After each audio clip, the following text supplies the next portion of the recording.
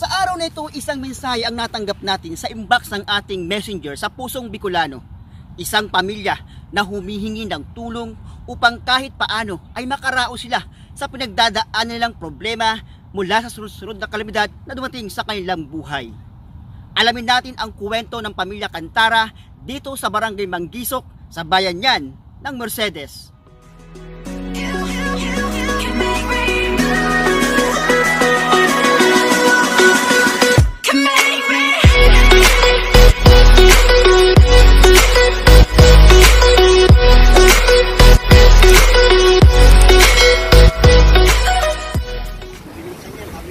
Matapos naming matanggap ang isang mensahe sa aming inbox sa Pusong Bicolano, agad kaming tumulak sa Manggisok upang puntahan ang pamilya Cantara at alamin rin ang kanilang kasalukuyang sitwasyon at papaano kami makakatulong sa kanilang pinagdadaanang kahirapan sa ngayon. Malakas ang hangin at hampas ng alon sa bangkang sinasakyan namin patawid sa Manggisok mula sa Mercedes proper. Subalit hindi namin alintana ang panahong iyon at ang aming nasa isip ay mapuntahan ng pamilya Cantara at makita ang kanilang sitwasyon. At sa ilang saglit nga lang na biyahe, nakatawid na kaming ligtas dito sa pangpang ng Manggisok. Sa aming paglalakad patungo sa bahay ng mga Cantara, makikita mo na kung ano ang pangunahing hanap buhay ng mga residente dito sa Barangay Manggisok. At pangunahin ng pinagkakitaan dito ay ang pangingisda.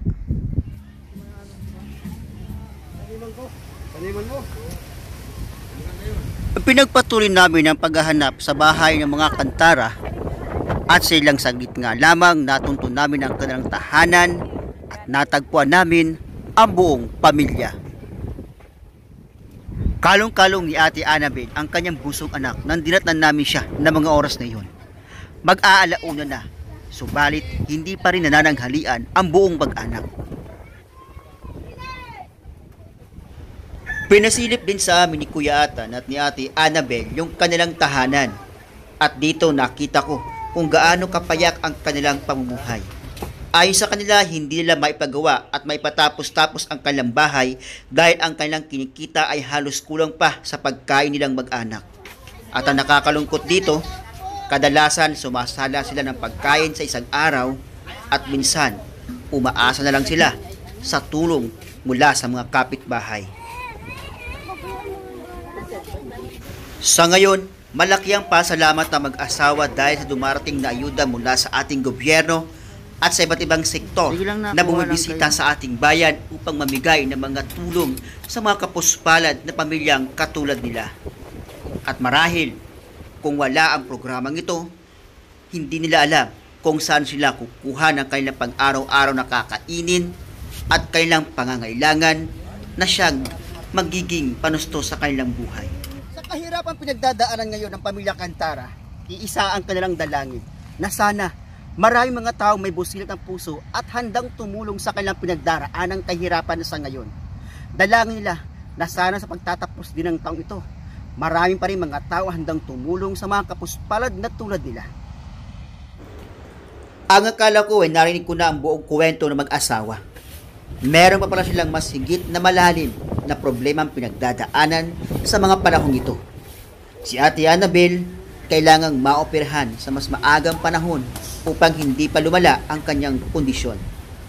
At si Kuya Ata naman, meron ding iniindang sakit at hindi rin gumagaling na pag-ubo. At hindi rin sila magkaroon ng panahon at pagkakataon upang magpakonsulta dahil sa kakapusan ng pera.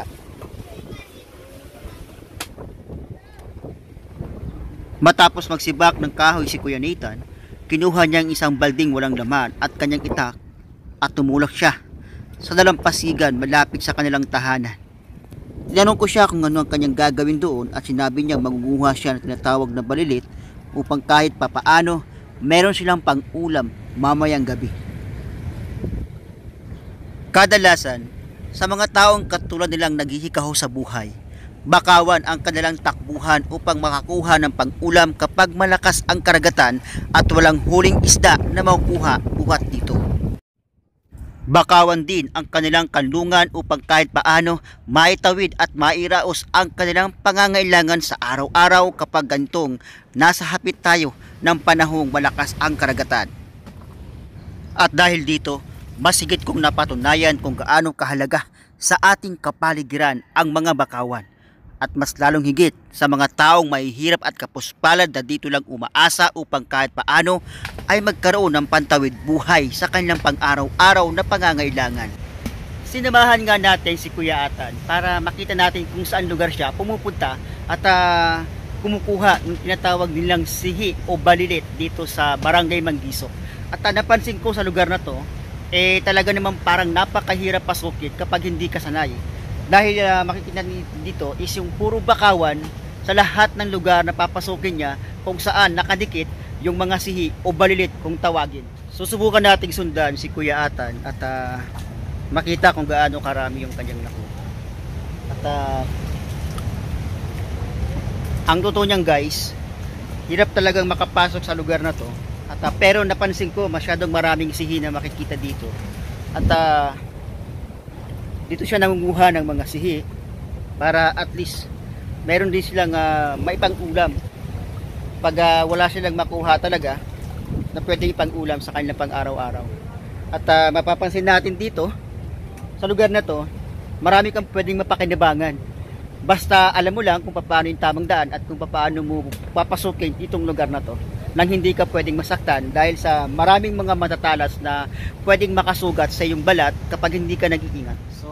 Ayun si Kuya Atan at patuloy siyang nagmumulot ng sihi at sa mga oras dito guys, meron na tayong 15 minutes na sinusundan si Kuya Atan, so medyo hindi mo natin siya inaabala. So masyado siyang sanay dito sa loob ng bakawan at ako hindi naman sa baguhan pero mahirap at medyo hindi ko alam kung paano ako papasok na ganun kabilis gumalaw katulad ng ginagawa ni Kuya Atan.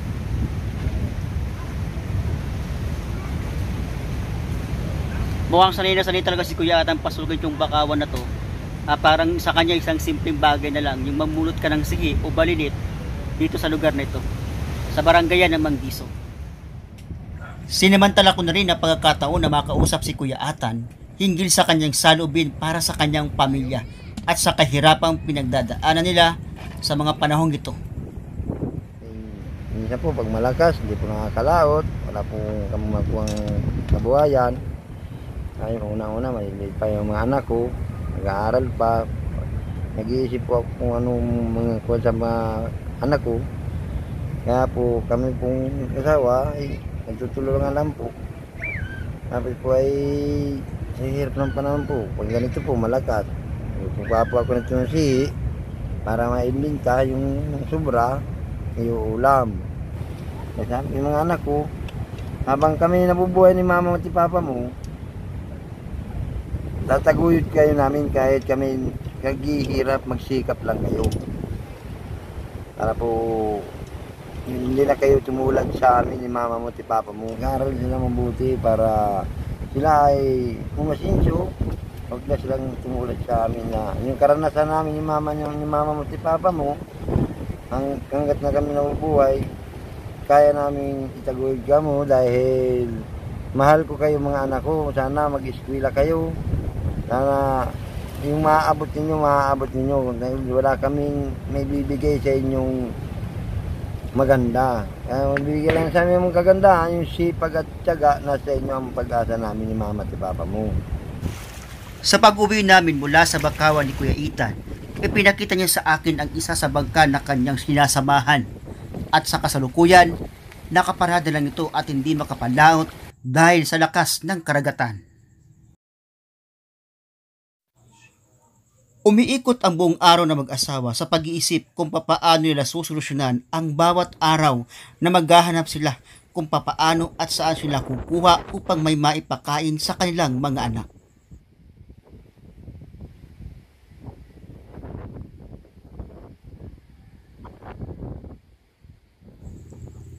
At habang malakas ang karagatan, hindi niya rin alam kung hanggang saan at kailan sila magtitiis na maghahanap ng kanilang makakain sa araw-araw.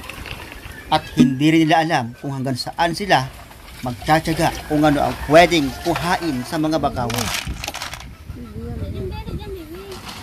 Basta't ang alam ni Kuya Ethan, hanggat may bakawan, makakaraos sila kahit pang samantala at may mapantawid sa kanilang buhay hanggat malakas ang karagatan. Napag-alaman ko rin na hindi lang sila Kuya Ethan ang nakaranas ng sobrang kahirapan sa buhay mula nang dumating ang pandaigdigang pandemya dito sa ating bansa. At maging ang sunod-sunod na kalamidad ay siyang sumira rin ng maraming tahanan dito sa barangay ng Manggisok. Sa aming pag-uusap ni Kuya Ethan at ni Ate Annabel, naikwento niya sa akin kung ano ang kanilang kasalukuyang pinagkakakitaan. At sa tulungan ng kanilang mga kapitbahay at mga taong may busilak na puso na patuloy na tumutulong sa kanila, masigit silang nakakaraos sa ngayon. Sir, naglalabada po sir ako kasi po yung asawa ko po wala naman pong permanenteng hanap buhay. Ganit lang po sa dagat lang po ang paghanap buhay niya. Ngayon po sir, tulad po ngayon, hindi po makapaglaot. Kaya po ako po kung sino po magpapalabas sa akin, naglalabada pa ako para po mayroon lang po kayong maisuporto sa pang araw-araw po namin pagkain. Na-hospital na po sir ako 2 beses na. Ngayon po, yung pagka-hospital ko po, sabi po sa akin ng doktor, operahan daw po ako. Hindi naman po ako nagpa-opera. Pera nga po sir ang wala. Ang laki po namin hinihingi po sa amin, 80 mil po. Saan naman po sir kami makuha ng ganun kalaking pera. Talagang walang-wala po kami. Talagang hirap na hirap po kami. Parang kami ay, ang pamilya ko po ay labada lang. Dahil mabuhay lang po ang mga anak namin. Kung siya po ay tatanggal ng mga problema niya sa katawan, operahan po siya. Siya man po kukuha ng kwartang kalaki. Walang-wala po. Sa dagat sila umaasa upang kahit papaano ay magkaroon ng lakas sa buhay. At sa dagat din sila masigit nakakita ng liwanag at pag-asa na may tatawid nila ang kanilang pamilya. Subalit papaano kapag ang dagat ay malakas at walang maibigay sa kanilang magandang buhay? Papaano na kaya sila ngayon? At hanggang kaya sila magtitiis hanggang ang karagatan ay nag-aalboruto at wala silang makuhang panghanap buhay?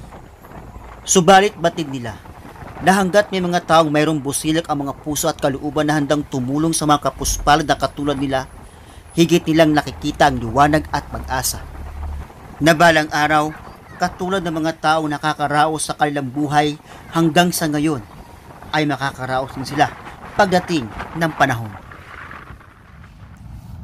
Sa panahong napapaharap tayo sa pandaigdigang crisis, lalo tigit dito sa ating bansa, sa Pilipinas, lahat ng mga Pilipino ay dumaranas ng iba't ibang klase ng siphayo at problema sa buhay.